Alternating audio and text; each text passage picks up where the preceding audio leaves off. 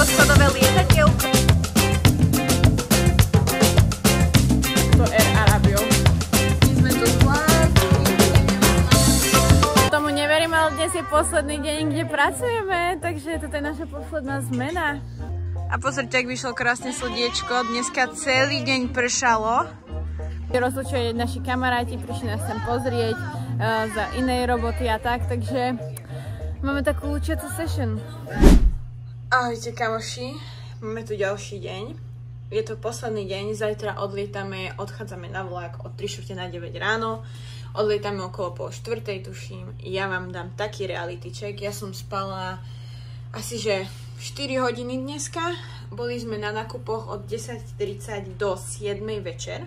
Aj som kúpila všetky darčeky, všetko, pobehala outlety. Toto je realita, ktorá ma aktuálne čaká doma. Takto to vyzerá, lebo už začala som baliť.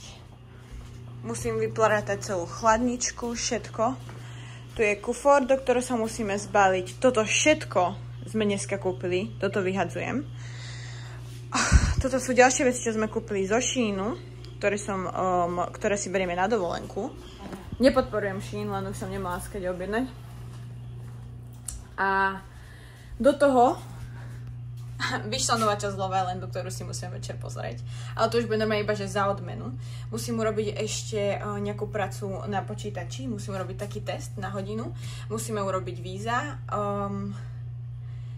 Vyšmilák, lebo ja som tak strašne unavená a toľko ma toho čaká, že neviem, ako to zvládnem, ale dala som si sprchu a ideme na to. Oficiálne začíname travel vlog. Práve je koľko? 8:50 alebo 9 hodín ráno a v tomto autobuse máme už naložené naše tašky. Ideme si teraz zobrať raňajočky na papkaníčko, aby sme to zvládli a už nám posunuli let, takže mali sme letieť 15:45, letíme 16:05 do Frankfurtu a z Frankfurtu do Viedne, ale najprv sa teda musíme dostať na JFK a potom vám poviem, kam ideme ďalej. A viete, čo musí zobrať na rozlúčku? Toto mi bude najviac chýbať, ale tak sa teším už na normálne papaníčko na Slovensku. Prosím pekne, pozrite, koľko má ona veci. Kúkajte na ňu, ale zvláda to. Elegantne. Elegantne to zvláda. Ja sa ozývam, už sme v New Yorku na Jamajke a vlastne už sme išli autobusom, vlakom a teraz ideme airtrainom na JFK a potom už budeme aspoň na letisku a hádam, to bude všetko v pohode a nebude nám môcť meškať let. Ja toto na tej Amerike milujem, že sú všade vlajky proste. Toto je to letisko, kde sme prichádzali. Tu už máte security, tu je ešte food court. A my ideme dole. No, už sme začekovaní. Toto sú veci, ktoré berieme na palubu, pretože Bea mala asi že 30-kilový kufor, tak sme to tu ešte prehadzovali z kufra do kufra, tak aby sa to podarilo. Povedali im, že musí mať 27-kilový kufor, normálne 23, povedali, že 27-kilový zoberú. Tak ja len dúfam, že ho vezmu. Pozrite, teraz sú na priehradke. Takto, čakajú na schválenie. Takže hádam, to bude v pohode. Sa sme stresovali, že či nám treba nejaké papiere, neviem čo. Ja hovorím, že my už ideme domov, už nám netreba žiadne papiere, ideme do Európskej únie. Takže na to sa teším. Aspoň na pár hodín budeme v Európskej únii a budeme sa tam cítiť lepšie, lebo tu je to také špinavšie, také nepohodlnejšie, takže tá Európska únia je taká príjemnejšia, keď tam pôjdete. Určite. Takže oficiálne sme to dotiahli až na letisko, prešli sme cez všetky kontroly. Jasné, že ja som všetkým hovorila, nech si dávajú pozor, nech nemajú žiadnu vodu a ja som zabudla, že mám vo taške ešte jednu vodu. Ale sme tu, chalani si dať pivečko, my ideme ešte robiť nejaké posledné nákupy a... No a už to začína. Už to začína. Dobre? Už ja nechcem nadávať, ale aby to stalo všetko $20, toto... Ako nebolo to zlé, ale hodnota tohto... Nie. Zase máme dvojposchodové lietadielko. Tešíš sa domov? Nie. Odlot! Počúvajte, toto je normálne taká záchrana, zobrať si do lietadla pastelky. Ja nedávam ten vzduch z klímy, ale také turbulencie teraz máme. Proste s nami v kuse henga. Hrozné. Inak sedím len takto, že ja, Maťo, a potom Domča s Mifom a Bea s Adamom, že nikto nesedíme spolu.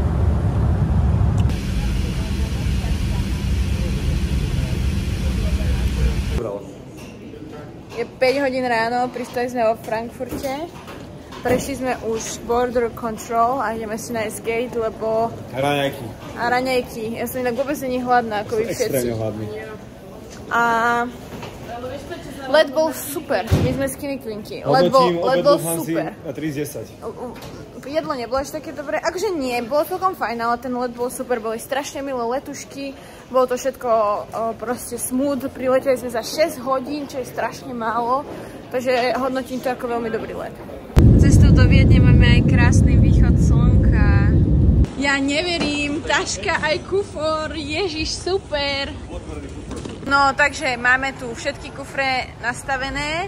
Tieto príručné batožiny berieme, kufor odovzdávame a ten ide do Bratislavy a už čakáme na Bejnho brata, ktorý nám ich príde zobrať. No priatelia, máme po Burger Kingu.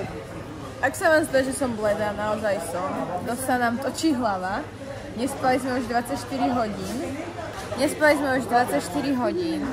A mysleli sme si, že to dáme na tom letisku, tých 12 hodín do tej 10, lebo aktuálne je koľko hodín, Maťo?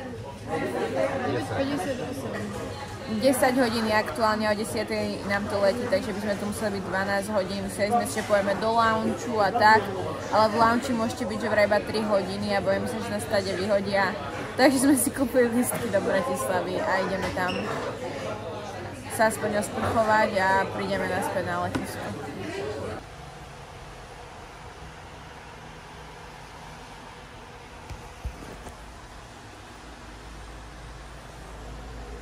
Kamoši, síce sme na Slovensku len pár hodín, ale Maťo to musel stihnúť. A mám vývar. Ako prvá slovenská gazdina som objednala rožky, káričku, šunku a robím nám lepeňaky, lebo ideme s nízkonákladovkou a nedajú nám jedlo. V Bratislave je takéto počasie, takže je na čase z to vypadnúť. Poviem pravdu, keď sme prišli do Bratislavy, sme vám to aj netočili, lebo nám bolo už tak zle fyzicky, že sme skoro odpadli. Dali sme si sprchu, napapali sme sa, vyspali sme sa. Teda vyspali sme sa tak 2 hodiny, max 3. A ideme ďalej v dobrodružstve. Priatelia, aby sme vám úplne zabudli povedať, kam ideme. My ideme na Phuket. A z Phuketu pôjdeme ešte na Filipíny, ale na Phuket ideme teraz na týždeň. Letíme najprv do Šarža, to je Spojené arabské emiráty. Letíme nejakou nízkonákladovkou, tak sa na to veľmi tešíme. To bude úplne super, nedaj nám žiadne jedlo, takže som urobila 10 rožkov so šunkou. A tak. Vidíte tam tú mláku? Ja mám šlapky. Toto je skvelé.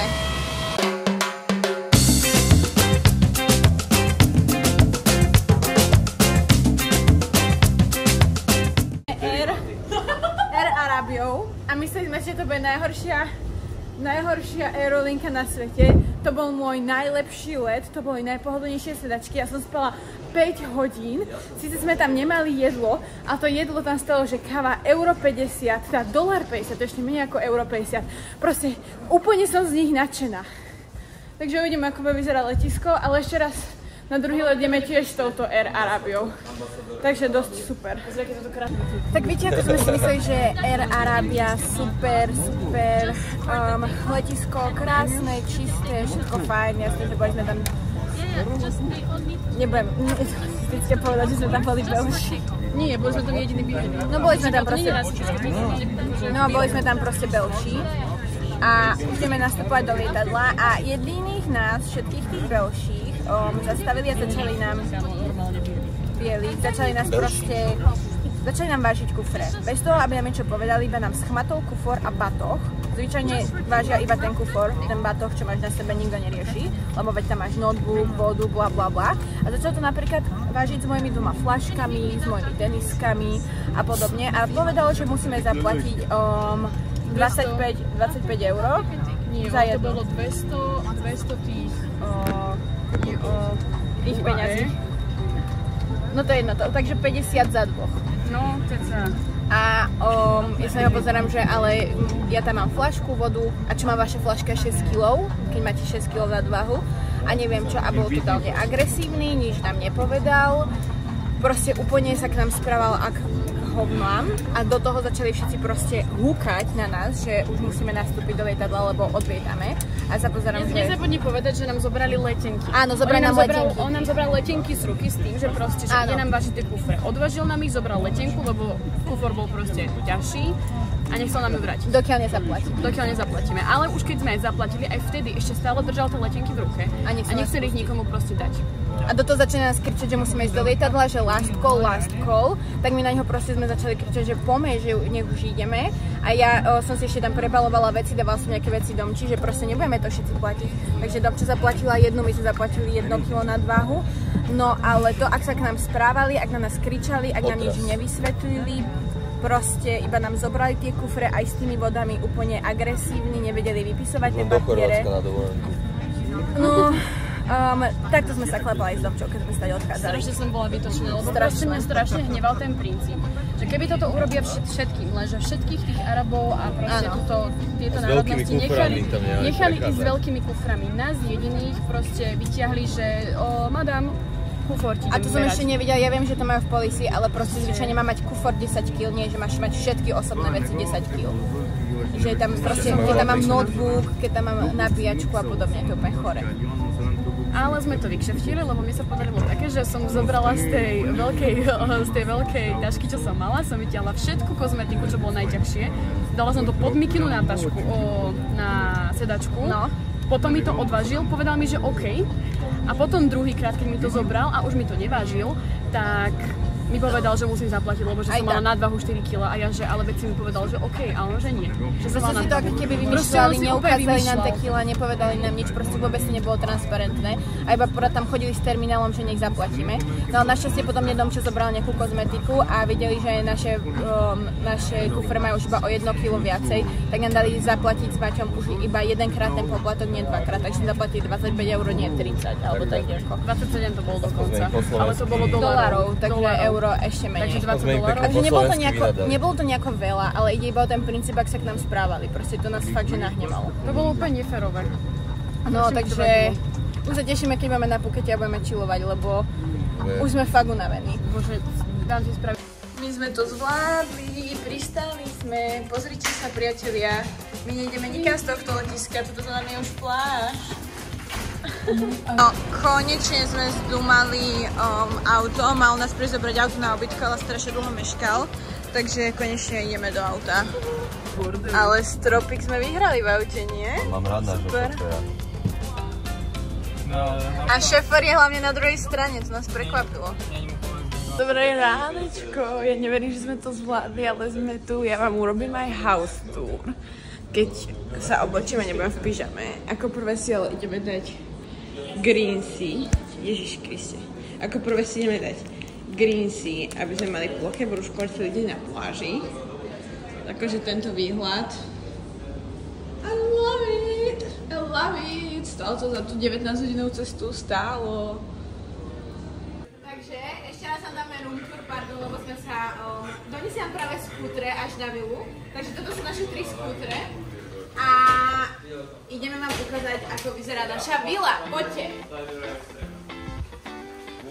Tuto je vstup, poď prvá. Takže tuto prichádzame do jedálne za obývačkou a veľkou telkou, aby sme mohli kúkať večer Love Island. To máme potom kuchyňu s tým, že je tu aj Nespresso kávovár, robila kávu, takže to nemá nič zvodného. Nespresso kávovár a idem sa pozrieť do izieb. Máme tu 4 izby a 4 kúpeľne. Idem vám ukázať našu izbu. Máme strašne veľa vecí, takže to zvačí, ale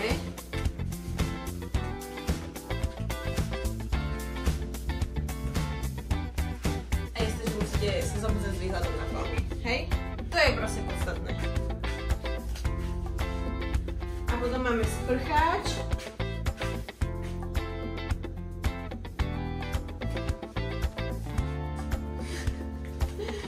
No a ďalšie, vlastne všetky izby vyzerajú v podstate rovnako, aby sme sa nehádali. Takže majú iba sú inak otočené, takže tu máme domčinú izbu. Tuto spinka. Zapneme svetlo.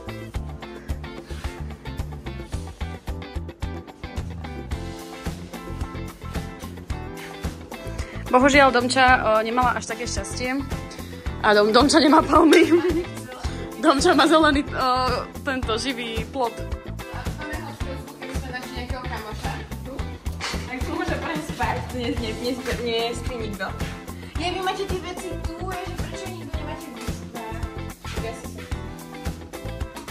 No a tu je Bea s Adamom, ktorí majú nádherný výhľad. A poďme sa pozrieť na našu terasu teda. Tu už máme 2 chillerov na terase. A hlavne prečo sme si zobrali túto vilu, je tento bazén. Je teplúčky, včera tam plávala myš, je v ňom slaná voda. A tu sa môžeme opalovať a ešte tu máme vlastne aj ériu, kde môžeme jesť vonku, takže máme kavičku. A toto je naša vila.